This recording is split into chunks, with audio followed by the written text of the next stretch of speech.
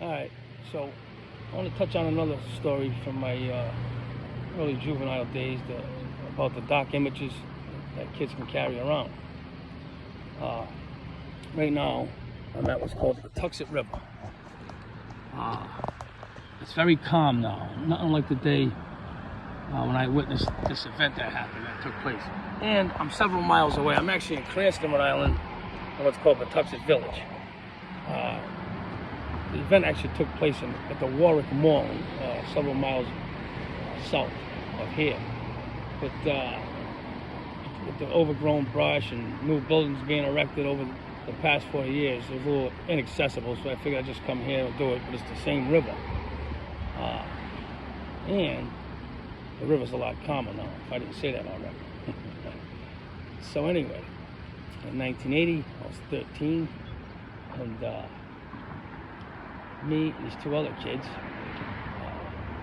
went to the mall to, I just be quiet for a moment so this person has to hear my words. And I was the car thief among us. In fact, the day before, I had a stolen car. We had been driving around and robbing shit, like teenage nonsense. I got into a bad accident because I thought I was this big driver and found out I wasn't as skilled as I thought. But anyway, the following day, these kids, one was from the Bronx. He wanted to take a car home with him, I guess, right, to New York. But he wanted me to grab him a car, and I figured I'd grab my cell phone while I was at it. So we took a bus out to the Warwick Mall. No, I'm sorry, Midland Mall in Warwick, which is neighbors to Warwick Mall. It's right next to it. And as I was putting the coat hanger through the window to unlock the door, which was how we did it in those days, I seen this guy come running out of the mall. Middle-aged guy, 35, I'll say, with a beard, white guy. And he had two store detectives chasing him. A guy in his 20s and a guy in about his 50s. They were on his ass. And it was about a week before Christmas, December of 1980. And this guy hauls ass across the parking lot, the mall, hops over a guardrail, down the embankment, and into the river he went. So, you know, nosy ass kids, we went over there, we're cheering on this guy to get away, you know, go. So, the older guy, the store cop, is yelling at the guy to get out of the river because you're gonna die in there. You better get the hell out of there. He directed the younger cop to run around over like a footbridge, whatever it was, to get to the other side on the embankment. I had these big, massive slabs of cement for the embankment. Why, I don't know. It wasn't like rocky, like typical. It was like big slabs of cement that went for, at least a couple of miles. So anyway, at the time, that time of the day, the current was very, very strong. And the river was deep at that point there, not like here. And so, the guy's about a third of the way across, and he slips beneath the surface for about 5 seconds, and he comes up. And now he's starting to make these animalistic like noises. Noises I'd never forgot. The sounds that were coming out of this guy's throat. I didn't understand it then, but probably hypothermia was probably setting in, right? And so we're still cheering the guy on, but he starts making those noises. He's about midway across, he slips beneath the surface again. About 5 seconds, give or take, comes back up. He's complaining about his coat and his boots, like weighing him down, I guess. And the older store detective's trying to remain calm and tell him, can you take the boots off? Just come this way. Meanwhile, we're all moving down the embankment with him as the current's taking him. This guy's fighting the current, and it was a strong current. I mean, it was roaring that day. And so now we went from cheering to move on. We're like, come on back, come back. You got to come back. I would say it was probably about 150 feet in width, if I had to take a guess at that point. And so it was midway across. If I didn't say it, he slipped beneath the surface for the second time. He resurfaces. His animalistic noises got louder. Then this guy, he sort of, well, maybe it wasn't at this point, but he was fighting. He was fighting for his life. And I'm looking this guy in his eye occasionally. He's looking us all, each of us in his eye. We were talking to him. and we're moving along with him down the embankment. I'm at a good pace, walking at a good pace. Like, come back, you can't, whatever I was saying to him. Everybody was yelling something to him.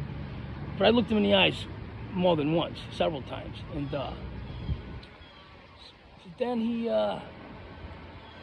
gets about, so at this, he reached a point where he was like giving in. He's like, I've heard that before, that the cold war might make you, like, you kind of succumb to it in a sense, or he accepted that he wasn't going to make it, I guess, It's the best way I can put it. But we wouldn't let up on this guy. We were like in his, we were in his shit about making it. What are you, crazy? You can make this, you can do it, blah, blah, blah. And suddenly he got a surge of energy. And it was very inspiring, I would say, to put it one way. And he started to fight the current and make his way across while this guy must have been freezing. It was December, freezing water. And so he's about 2/3 of the way across now. He's got about, I don't know, 20 feet to go, let's say, to the embankment, right? Give or take. And so it's over now. We figure, this guy's gonna be all right. Jeez, man, he made it, right? We're all damn near high-fiving or whatever the hell we were doing, and it was just us, two kids, the two store cops. We're down the embankment, so no one in the parking lot can really see us, but somehow somebody called the rescue because I can hear all the sirens behind us. But meanwhile, this guy's making his way towards the bank, and then he slipped beneath the surface again, and he never came back. Never came back. They found his body washed up on the shore several miles down the river. And damn.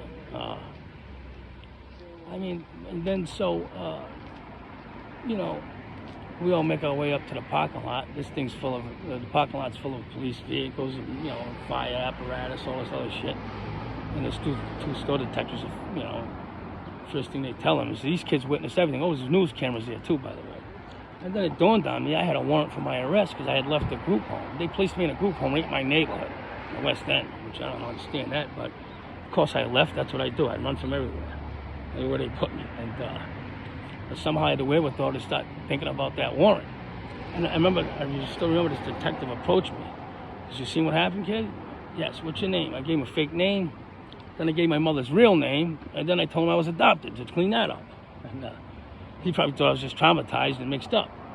And he said, "Can you write?" "Yeah, I can write." He sat me in the back of his detective's car. "Please don't shut the door." I played the traumatized part. And he left the door open. He walked away. I walked away. I walked to the street, took a bus, and got out of there. The other two kids remained. I seen them on the 6 o'clock news that night talking about it. How I had the wherewithal as a 13-year-old kid to watch that and still can be concerned with the warrant. Maybe I was just born for that life. I don't know. But it turned out, after a couple of days, it was reported that he was an ex-cop, I believe, out of work for whatever reason. He was stealing a coat for his wife for Christmas. And that fucking very coat is what drowned him, helped drown him between his boots, I guess, and his coat, because that's what he was complaining about. He had on two coats, hers and his jacket he went in the store with. And so, why do I even tell this story? Well, because it's still fresh in my mind from day one. This is over 40 years ago.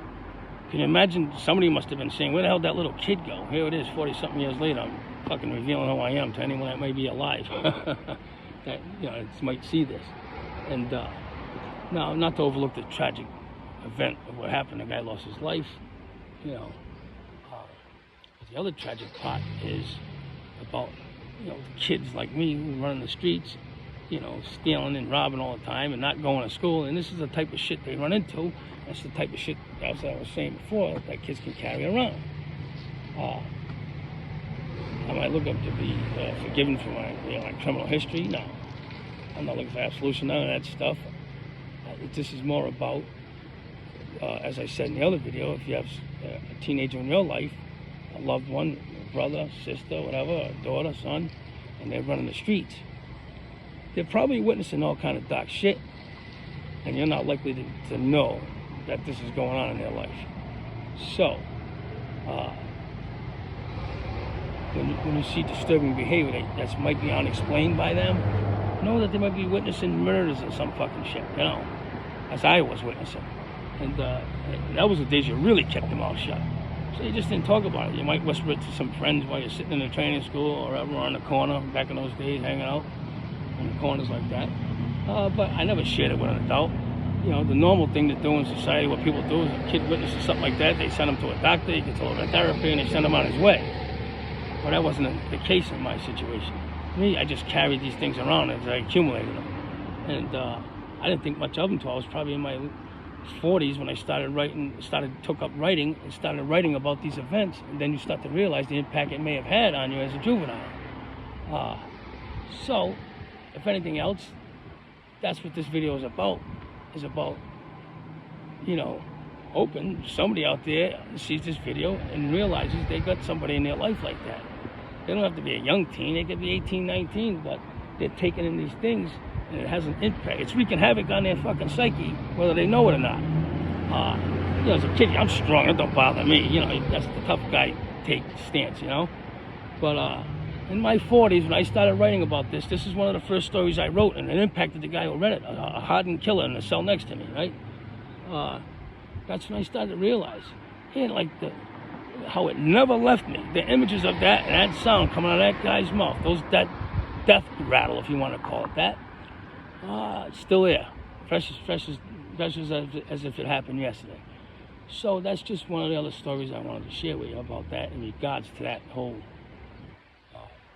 thing about juveniles and the dark images they take in as they run in the streets like that. And that's about it.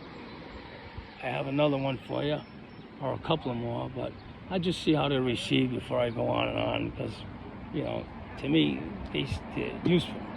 To others, maybe they don't see it that way. Until the next one, I'll see you guys.